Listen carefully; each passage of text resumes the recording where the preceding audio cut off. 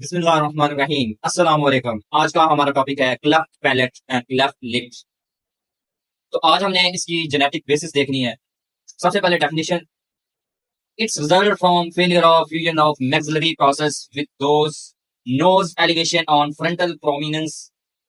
ये एक ऐसी बीमारी है जिसके अंदर मैक्सिलरी प्रोसेस जो है वो फ्यूज नहीं हो पाते। जब मैक्सिलरी प्रोसेस फ्यूज ना होंगे तो फिर ये क्लेफ्ट पैलेट और क्लेफ्ट लिप की कंडीशन पैदा होती है। आगे इसकी दो टाइप्स होती हैं। एक तो पार्शियल होती है। पार्शियल का मतलब है कि आपका ये जो लिप है ये दरमियान से यहाँ तक कटा हुआ है, पूरा नहीं कटा हुआ, तो इसको हम कह देते हैं ये पार्शियल है। और अगर आपका लिप यहाँ नोज तक कटा हुआ है तो फिर हम इसको कह देते हैं ये कंप्लीट। इसी तरह एक यूनिलेटरल होता है और एक बाईलेटरल होता है। ये हम आगे पिक्चर में देखेंगे यूनिलेटरल क्या होता है और बाईलेटरल क्या होता है। अब यहाँ पे आप देखें तो आपके लेफ्ट साइड पर आपको नजर आएगा कि जो यूनिलैटरल क्लेफ्ट लिप है उसमें आप देखें कि ये जो लिप है ये कटा हुआ है और ये नोज तक जा रहा है और इसकी एक ही लाइन है, तो इसको हम कह देते हैं यूनिलैटरल। ठीक है। अगर हम दूसरी तरफ देखें, यहाँ पर आप देखें तो यहाँ पर लिप कटा हुआ है और इसकी दो डायरेक्शन है और दोनों डायरेक्शन दोनों नॉस्ट्रल्स में जा रही है, तो इसको हम कह देते हैं ये बाईलेटरल है। ठीक है। अब सबसे पहले हमने पढ़ना है क्लेफ्ट पैलेट, ये क्या होता है। Result from failure of fusion of hard palate with each other and with the soft palate। ये एक ऐसी कंडीशन है जिसके अंदर जो हार्ड पैलेट होता है वो सॉफ्ट पैलेट के साथ फ्यूज नहीं हो पाता, तो इस कंडीशन को हम कह देते हैं क्लेफ्ट पैलेट। ठीक है। Cleft lip also usually occur with cleft palate. तो जिस तरह क्लेफ्ट लिप था उसी तरह क्लेफ्ट पैलेट की भी दो टाइप्स आ जाती हैं। कंप्लीट है, अगर क्लेफ्ट पैलेट बिल्कुल नहीं अटैच हुआ कहीं रीजन में तो उसको हम कह देते हैं कंप्लीट क्लेफ्ट पैलेट। और अगर इनकम्प्लीट है यानी कि क्लेफ्ट पैलेट तो है लेकिन वो पूरा क्लेफ्ट नहीं है, ये भी हम आगे पिक्चर में देखते हैं। अब यहाँ पर आप देखें तो सबसे पहले हम देखते हैं कि ये जो क्लेफ्ट लिप है यूनिलेटरल इनकम्प्लीट, इसमें आप देखो तो ये लिप कटा तो हुआ है लेकिन ये कंप्लीट कटा हुआ नहीं है, थोड़ा सा कट है इसके अंदर। आगे आप देखें यूनिलेटरल कंप्लीट क्लेफ्ट लिप, इसमें आप देखो तो ये लिप कटा हुआ है और ये नोज तक जा रहा है, तो ये कंप्लीट क्लेफ्ट पैलेट है और इसकी डायरेक्शन एक है, इसलिए इसको यूनिलेटरल कहते हैं। आगे है बाईलेटरल कंप्लीट क्लेफ्ट लिप, इसमें आप देखें तो ये लिप कटा हुआ है और इसकी डायरेक्शन भी दो है, दोनों नॉस्ट्रल में जा रहे हैं, तो इसको हम कह देते हैं बाईलेटरल क्लेफ्ट लिप। अब आगे क्लेफ्ट पैलेट को देखें, ये है इनकम्प्लीट क्लेफ्ट पैलेट। इसमें आप देखें कि ये पैलेट जो है ये कटा हुआ है लेकिन ये कंप्लीट कटा हुआ नहीं है, ये नोज तक नहीं जा रहा, तो इसलिए इसको कहते हैं इनकम्प्लीट क्लेफ्ट पैलेट। आगे है कंप्लीट यूनिलैटरल क्लेफ्ट पैलेट। अब यहाँ पे देखें तो ये क्लेफ्ट पैलेट पूरे का पूरा कटा हुआ है और ये नोज तक जा रहा है और इसकी डायरेक्शन भी एक ही है, तो इसलिए इसको कहते हैं unilateral complete cleft palate. Last में अगर देखें तो ये है बाईलेटरल कंप्लीट क्लेफ्ट पैलेट। इसमें आप देखें कि ये क्लेफ्ट पैलेट कटा हुआ है और इसकी डायरेक्शन दो है और दोनों नॉस्ट्रल्स के अंदर जा रही हैं, तो इसे कहते हैं बाईलेटरल कंप्लीट क्लेफ्ट पैलेट। अब ये इसका इंसिडेंस देखते हैं कि ये होता क्यों है, कितने बच्चों में होता है, क्या इसकी रेशो है। तो क्लेफ्ट लिप है 1 in 750 बर्थ, यानी कि अगर 750 बच्चे पैदा हुए हैं तो उनमें से एक क्लेफ्ट लिप वाला बच्चा होगा। क्लेफ्ट पैलेट की अगर हम रेशो देखें तो ये है 1 in 2500, यानी कि 2500 बच्चे पैदा हो तो उनमें से एक कोई बच्चा क्लेफ्ट पैलेट का होता है। आगे जो क्लेफ्ट लिप है ये प्रीडोमिनेंटली मेल के अंदर ज्यादा देखने को मिलता है और क्लेफ्ट पैलेट जो है ये प्रीडोमिनेंटली फीमेल के अंदर ज्यादा हमें देखने को मिलता है। नेक्स्ट है, अब इसकी काजिज क्या है। मैंने कहा कि इसकी काजिज बहुत सारी हैं, ये पॉलीजेनिक ट्रेट है, मल्टीफैक्टोरियल ट्रेट है, इसके ऊपर जीन भी इफेक्ट करते हैं और साथ साथ इन्वायरमेंटल फैक्टर भी इफेक्ट करते हैं। ठीक है। अगर हम इसकी इनहेरिटेंस की बात करें, multifactorial inheritance, cleft palate and cleft lip often result from combination of genetic susceptibility and environmental factor. Environmental factor और जीन्स का कॉम्बिनेशन के जरिए अगर उनके अंदर कोई गड़बड़ हो गई तो फिर ये कंडीशन पैदा होती है और ये जेनेटिक होती है, फिर ये पेरेंट से ऑफस्प्रिंग में ट्रांसफर हो जाती है।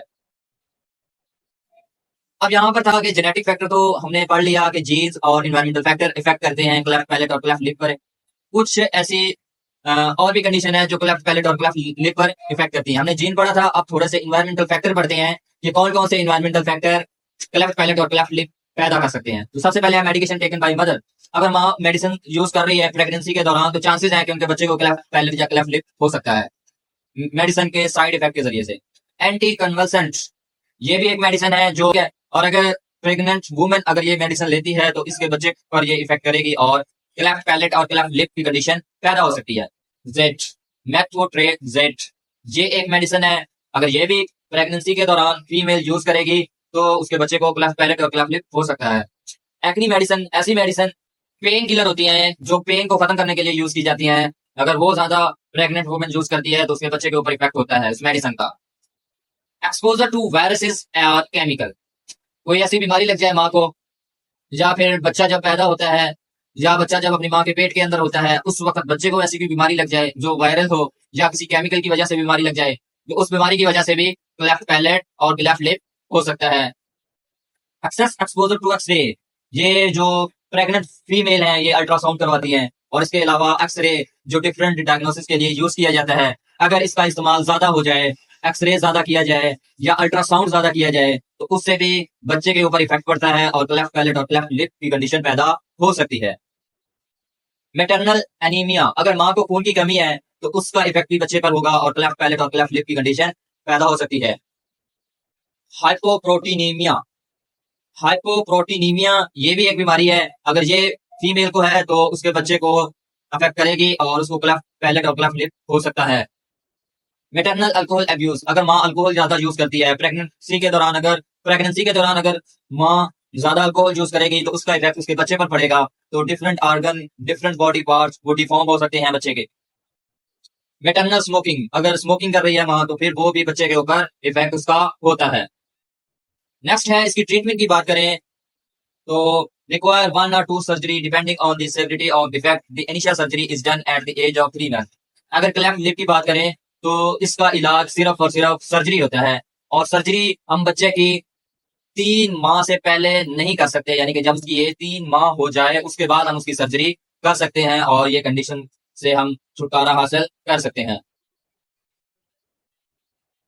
अच्छा, अब क्लेफ्ट लिप और क्लेफ्ट पैलेट में कॉम्प्लिकेशन क्या आ जाती हैं, क्या इतने ज्यादा वो आ जाते हैं कि डिसएडवांटेज क्या होते हैं क्लेफ्ट पैलेट और क्लेफ्ट लिप के, इंसान किस तरह से मुश्किलात में घिर जाता है इस बीमारी में आकर। तो सबसे पहले फीडिंग प्रॉब्लम, खाने की प्रॉब्लम बहुत ज्यादा रहती है बच्चों को। अगर जिसको क्लेफ्ट लिप है और क्लेफ्ट पैलेट है तो खाना तो हमने मुंह से खाना है, तो वो खाना नाक में भी जा सकता है, हवा की नाली में भी जा सकता है, तो इस तरह बहुत ज्यादा कॉम्प्लिकेशन हो सकती है फीडिंग के दौरान। रिस्पिरेटरी इन्फेक्शन उसको बहुत जल्दी हो जाएगा, क्यों? क्योंकि आपका माउथ और आपका नोज ये एक दूसरे से सेपरेट है, एक पार्टीशन है इसके दरमियान, अगर वो पार्टीशन खत्म हो जाए तो माउथ के जर्म्स नोज में चले जाएंगे, फिर नोज से रिस्पिरेटरी इन्फेक्शन, इसी तरह नोज के जर्म माउथ में आ जाएंगे, तो इस तरह से उससे भी रिस्पिरेटरी इन्फेक्शन हो सकते हैं। एयर इन्फेक्शन, क्योंकि हमारा जो नाक, कान और गला ये तीनों का एक ही रास्ता होता है और एक दूसरों से ये तीनों ऑर्गन लिंक होते हैं, अगर एक डिस्टर्ब होगा तो दूसरे भी साथ ही डिस्टर्ब होते हैं। स्पीच प्रॉब्लम हो सकती है क्योंकि जब वो बोलेगा तो उसकी जबान नोज तक चली जाएगी, नोज की कैविटी तक चली जाएगी क्लेफ्ट पैलेट वाले, और क्लेफ्ट लिप वाले भी ऐसे ही है कि जबान उनकी बाहर आ जाएगी तो सही तरह से वो बोल नहीं पाएंगे। डेंटल प्रॉब्लम हो सकती है, दांत के मसले क्लेफ्ट पैलेट और क्लेफ्ट लिप वाले बच्चों को हो सकते हैं। अच्छा, अब हम बात करते हैं क्लेफ्ट पैलेट के बारे में। It require multiple surgery over a course of 18 years. First surgery, तो जो क्लेफ्ट पैलेट वाले बच्चे होते हैं उसकी सर्जरी बहुत ज्यादा लेट की जाती है, और वो है 18 साल के बच्चे की उम्र जब हो जाती है तो उसके बाद सर्जरी उसकी मुमकिन है, इससे पहले उसकी सर्जरी मुमकिन नहीं होती। 6 to 12 month create a functional palate, तो उसके बाद 6 से 12 मंथ जो है वो हम फंक्शनल पैलेट जो है वो क्रिएट कर सकते हैं। Reduce the chance of fluid entering the middle air, और इसके बाद क्या हम कर सकते हैं कि जो फ्लूइड हमारे नोज का है या माउथ का है वो कान के अंदर ना जा सके, तो उसको प्रिवेंट किया जा सकता है 6 से 12 मंथ में। Help in proper development of teeth and facial bones, तो इससे क्या होगा कि डेवलपमेंट, टीथ की डेवलपमेंट भी बेहतर हो जाएगी और फेशियल बोन्स जो हैं वो भी सही तरह से डेवलप कर पाएंगी और उसकी जो फेस की फॉर्मेशन है वो डीफॉर्म नहीं होगी। सर्जरी जो क्लेफ्ट पैलेट की है वो 88 years goes down to fill in the upper gum line so it can support the permanently and stabilize upper jaw। तो सेकंड सर्जरी 8 साल के बाद की जाती है और उससे बोन की जो फॉर्मेशन है वो बेहतर हो जाती है। Third surgery 20% of cases required in improve speech after permanent teeth growth. तो थर्ड सर्जरी 20% लोगों को चाहिए होती है, वरना सेकंड सर्जरी में ही जो उसकी क्या कहते हैं ट्रीटमेंट कंप्लीट हो जाती है। ठीक है, तो ये था आज का हमारा टॉपिक क्लेफ्ट पैलेट और क्लेफ्ट लिप। उम्मीद है आपको इस लेक्चर की समझ आई होगी, और अगर आपको ये लेक्चर समझ आया तो अपने दोस्तों के साथ इसको शेयर करें और हमारे चैनल को जरूर सब्सक्राइब करें। Thank you.